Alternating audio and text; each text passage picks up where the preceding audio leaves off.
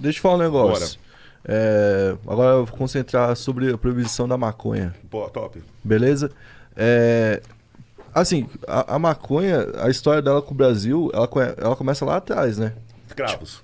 Então, até antes. Dizem que Porque quando Portugal chegou aqui, Portugal chegou com os barcos, com as velas feitas de cânhamo, Tá. que vem da maconha. Então Portugal utilizava da maconha para plantio lá para outro fim, certo? E aí Portugal em 1700, ali no início de 1700, ele chegou a mandar 40 famílias que eram especializadas no plantio para vir para cá para plantar, para poder utilizar o cânhamo. madeira. O cânhamo. Qual o nome? O cânhamo. É a madeirinha. O cânhamo é um tipo que vai ter menos THC, entendeu? E mais... E mais fibra. Porque ele é utilizado como palha mesmo, assim seria, né? E ele pode ser utilizado de várias formas, na verdade. Pode ser utilizado no lugar do algodão. Tem várias utilidades. Enfim, mas ele é utilizado no caso para as velas e tal, e não se via nenhum problema. Beleza. E aí tinham pessoas que tomavam chá e que fumavam até aquela época em Portugal e não se tinha nenhuma vírgula falando sobre aquilo. Entendeu por quê? Sim. Porque ninguém enxergava aquilo como um problema. Era mais um chá, mais um calmante e tudo mais. E aí quando chegou aqui no Brasil, começou a desenvolver a sociedade e tal, eles continuaram com isso. Tanto que tem a Carlota, ela usava, e ela era imperial, ela usava isso, depois da proibição, inclusive. Aí chega em 1800 ali, quando tem o boom da febre do ouro, quando tem alguns booms no Brasil que trouxe vários escravos, começaram a vir os escravos de Angola, e esses escravos trouxeram a maconha junto. A liamba, jamba, tudo mais, certo? Aí eles começaram a plantar. Aí começou o movimento. Começaram a plantar e fumar. E aí o que aconteceu? Os donos de escravo ficavam irritados com o cara ter algum acesso a algum tipo de prazer. Por causa tipo de diversão. Exatamente. Porque o cara, o que acontece? Até hoje, pode comparar, por exemplo, o trabalho muito forte de hoje, um boia fria. Um boia fria sofre. Não ele sofre pra caramba. Os caras muitas vezes bebem pra aguentar. Porque tá no sol e tá trabalhando o dia inteiro. Naquela época os caras fumavam pra isso. Tranquilo. O cara foi lá, os caras foram e removeram. Naquela época removeu onde? No Rio, partiu do Rio. Que era o lugar onde tinha o maior número de escravos do mundo. Então tá totalmente conectado. Eu até tinha separado aqui um trecho da proibição que fala e cita os escravos diretamente, a primeira proibição. Fala, e é uma parada que ela parece ser totalmente contra o negro. De acordo com o que você está falando no gancho, você viu que a legalização em Nova York agora citou que a descriminalização e legalização é uma forma de fazer uma reparação histórica com os negros e hispânicos do Estado? Mas é verdade. Dentro do que tá falando? Então, assim, eles agora legalizaram em Nova York há meses atrás, tal, e falaram assim, além disso, isso tudo tem uma questão histórica que a gente tá fazendo uma reparação contra os hispânicos e afro-americanos. Você já viu Não analisei com calma. Você já viu a história racial, assistiu já na Netflix, a história racial da maconha? Não, vou assistir. Assiste que é muito bom, vale a pena, de verdade. Essa história racial lá mostra como que foi a proibição nos Estados Unidos. Entendeu? E mostra o cara que queria fazer, os primeiros argumentos. Dentre eles, o medo dele era que os negros conquistassem as mulheres brancas com maconha. Entendi. Tá lá, entre as coisas. Aí o que ele começou a fazer? Ele comprou a mídia da época e tem tudo lá mostrando.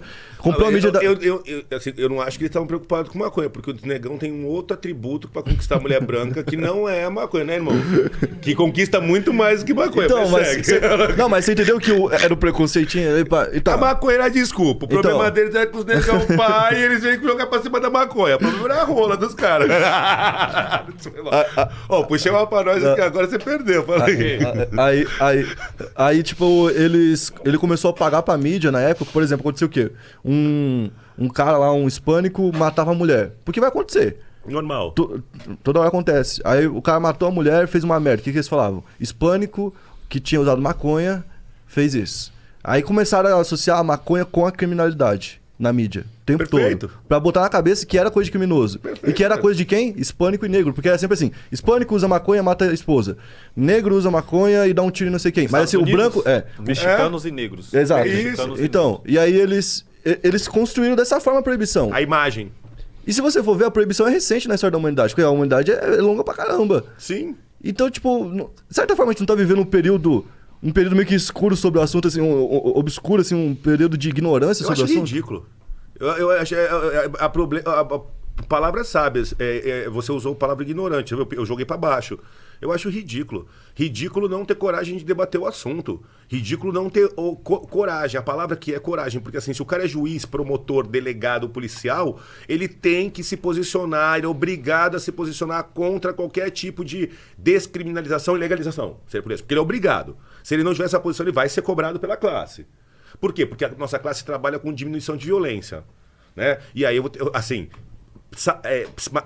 um componente ser droga ou não é uma decisão política.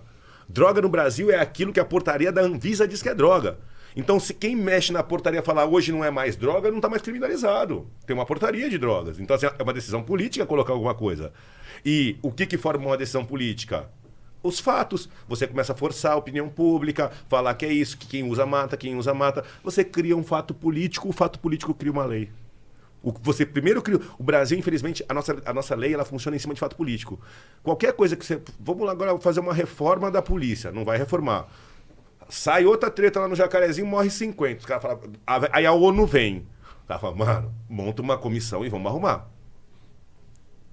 Agora eu vou debater um pouco com vocês dois sobre... Não, mas deixa eu contar o que eu falei pra ele aqui. Ah, tá, fala aí. Ele falou pra mim o seguinte, tá puto, porque né, é branco, né? Ele falou, ó, tá, você acha que eu vou zoar? Ele falou assim, porque um dos motivos da maconha, do uso de maconha ter sido criminalizado nos Estados Unidos, eram que os homens brancos estavam com medo dos homens negros seduzirem as mulheres deles com um baseado. Então eles foram criminalizar. E eu expliquei pra ele que não é o baseado que tava dando problema. Era outro. Era o baseadão, entendeu? E aí jogaram na conta da maconha, mas não era o problema. Era as gemas dos negão que os caras estavam putos. Isso é brincadeira. Não. O que você comenta sobre isso? Eu sempre O que você tem pra comentar sobre isso? Que é verdade, ontem ele viu. Ai, caralho! Ontem... Por quê? Ontem ele viu na frente do da Cunha... Os caras roubou meu Os celular. caras roubou o celular dele. Aí eu fiz stories. Vocês é verme, rato, ladrão, você tem que se fuder. Os caras estavam com o meu Instagram logado, postou uma foto minha pelado lá no meu Instagram. Com a da pica manhã. de fora. Cajeba? Então, Fizeram ainda meter a propaganda, né? aí várias mulheres começaram a mandar Meteram a mensagem. propaganda ainda, né? Já sou casado, várias mulheres, meu Deus, que isso. Que Mas- isso, parabéns, amiga. Mas o que eu queria debater com vocês é o quê? Vamos sair sobre da a roda do legalização. negão, velho. Eu não chego aqui, eu não bebo álcool. Não Legalização ou descriminalização? Legalização. Legalização. Eu não venho aqui, eu não bebo álcool porque não adianta eu encontrar droga, maconha e ficar aqui bebendo álcool também. Pra mim é tudo a mesma porra. Aí vocês falam legalização. Beleza. Na Califórnia é legalizado. Fabio, você é americano. Você tem aqui seu ID, você pode comprar 4 gramas por semana. Tá. Coloca essa mesma lei no Brasil. Você vai comprar só 4 gramas? Vamos supor, você... Não que você fume. Não, mas é porque eu acho que a legalização tem não que ter educação primeiro. É que a legalização não funciona justamente porque, primeiro, vai sair caro, é caro. E eu acho que a descriminalização funciona por causa que você vai poder ter o plantio em casa. E eu vi até um monarca falando uns negócios lá, e é até mais fácil do que ele falou. Por causa que você consegue, por exemplo, plantar uma planta automática que ela dá fruto em 3 meses e ela vai dar até 1 quilo. Então você vai conseguir manter o consumo, por exemplo, do seu e se a sua família usar, tranquilo, com um pezinho, e você não precisa mais dar dinheiro pro tráfico. E ajuda, na minha opinião, aí é a minha opinião, entendeu? Ajuda na questão de você diminuir o financiamento do tráfico dessa forma. Porque você não é a questão de vender na farmácia. Que vai vender na farmácia a R$80 a G? Quem que vai comprar? Então, Vai continuar a mesma coisa que está hoje. O cara que tá lá na Zona Sul, que você falou que é difícil de pegar, vai continuar comprando, Não, legalizado. Ele não fuma que ele vende. Não, ele não fuma, ele vende prensado. Ele vende a prensada da fazenda dele do fuma Paraguai flor. pro pobre lá e manda pra cadeia e fuma florzinha. A californiana. Mas eu acho que isso é uma bolha. O buraco é mais... Eu acho que tem que ter educação por quê? Esse todo papo de maconha, de legalize, isso é uma bolha pequena no Brasil. Sim, isso nem é um problema. Então, o Brasil é um país emergente. sem... Cara, eu bato na cannabis na questão que o Monark concorda comigo. Assim, a maior questão, o maior problema na cannabis do Brasil são 2. Ela tá do lado de todas as outras drogas na biqueira, então ela é a porta de entrada. E o segundo, a idade. Então, o jovem brasileiro despreparado. Mas é isso que eu vai quero fazer chegar. uma comunhão da vida. É isso que eu quero chegar. O Brasil é um país 100% cristão. Onde tem que vir educação e informação. Libera a porra da maconha, isso. Aí um moleque de 16 anos vai comprar, que já tem acesso à internet, beleza. E o pai, que tem 50 anos, e a mãe de 60 anos, vai lá explicar pra eles o problema de um filho usar droga que tá dentro de casa. Eu acho que isso gera um problema dentro de várias famílias. É por isso que eu sou até contra ficar, tipo, maconha é da hora, não sei o quê. Porque tem que vir educação e informação, não só pra molecada. Não é, a molecada tá dentro de casa, tem um pai, uma mãe, um coroa que não sabe. Com qual idade você acha que o nosso filho tinha que começar a beber álcool? Encher a cara. Pra mim, droga legalizada. Então Vamos pro álcool. Com que idade que você acha que uma criança pode beber? Um jovem pode Eu beber? acho a idade americana boa, 21. 21. Você não acha que um moleque que pode comprar com 18 já a corote ali não começa a fazer merda? Ele não espera 18, a gente sabe que com 13 ele já compra. Mas assim, ele não precisa estar na maconha. Se ele tiver com narguilho, eu tenho uma raiva do narguilho. Bicho, eu tenho uma raiva do narguilho com a corote. Porque eu vejo 10 caras em volta do bagulho, 3 da tarde na favela, não tem. Porra, vai namorar, né? Pega a namorada e vai transar, vai estudar, vai treinar tal. Não, cara, ficar 10. Não é possível, é podcast? Os caras metem um podcast e montam. Então, assim, e o cara fica ali mamando cachaça de R$6. Cara, uma corote daquela deixa louco 5, velho. Dependendo do potencial do cabra, né? Tu é doido? Tu é doido. Só nego velho de 70 anos que consegue beber aquela porra e ficar suave. Entendeu? Não tem mais fígado pra processar, já passa Não direto. tem nada. Então, assim, seja maconha ou seja o álcool, a droga, quando chega no jovem, ele não tem preparo psicológico pra usar aquilo somente para nada. fins recreativos. Ele se perde. Mas é quase nada se você parar pra pensar. Porque se você dá um carro pra um cara de 18 anos, normalmente ele também faz merda. Foi merda. Se você, um cara de 18 anos namorando, também não sabe namorar direito. Vai merda. Porque ele tá com 18 anos, Então, o problema não mas é... ele tá aí você informação, fala, mas o problema não é a é um ser humano maconha, informação. Mas É a um ser questão é humano o quê? informação. A Entendeu? questão é o que eu falei, educação antes. Não adianta chegar, bora legalizar em 2021 a maconha, sem educação. Pro povo, sem educação pra molecada. E jogar, eu acho que é isso. E como é que a Eu gente acho chega que nessa educação? eu acho que o Brasil não tem... Eu falei uma loucura. Desculpa. Vai. Eu falei, sabe como é que reformava a educação? Tinha que chegar um louco lá em Brasília. Um louco falar assim, ó. Louco, mas tem que ser louco. Falar assim, galera, chamar os líderes dos partidos. Líder. Líder do PT, PSDB, bancada líder. Assim, cara, é o seguinte. Todo mundo aqui, só liderança. Cada partido pode apresentar um projeto de reforma da educação de 50 anos. A gente tem 1 ano para pegar todas as ideias, equalizar e formar um projeto que saiu de todos os partidos. E a gente faz um pacto de que, mudando a alternância de poder esquerda, direita, centrão, independente do partido, esse projeto está sendo avalizado por todos e ninguém mexe nisso nos próximos 30 anos, mudando o presidente. Isso é o único jeito de mudar a educação, porque você não tem continuidade. Você faz um projeto de educação X, quando muda o governo, ele desmonta aquela escola toda e monta outra. Aí muda, ele desmonta e monta. A Coreia do Sul é o último grande exemplo de reforma da educação, que eles ganham a Olimpíada de Matemática. Bichos são terríveis. E eles copiaram um modelo americano em 1950, 60, você estuda bastante, depois dá uma olhada na reforma da educação da Coreia do Sul. E aí os caras fizeram esse pacto. E fecharam, falaram, ninguém mexe nisso. Ó. Só que aqui não, enquanto sabe, assim, bem grosseiro, fala assim, galera, é o seguinte, a gente pode continuar bagunçando, aprontando em todos os ministérios, em tudo, em todos os contratos, só que a gente decreta a bandeira branca para educação. Na educação a gente vai levar para valer, não pode aprontar, não pode ter desvio, não pode nada. Só esse. O resto a gente continua na mesma zona. Salvador.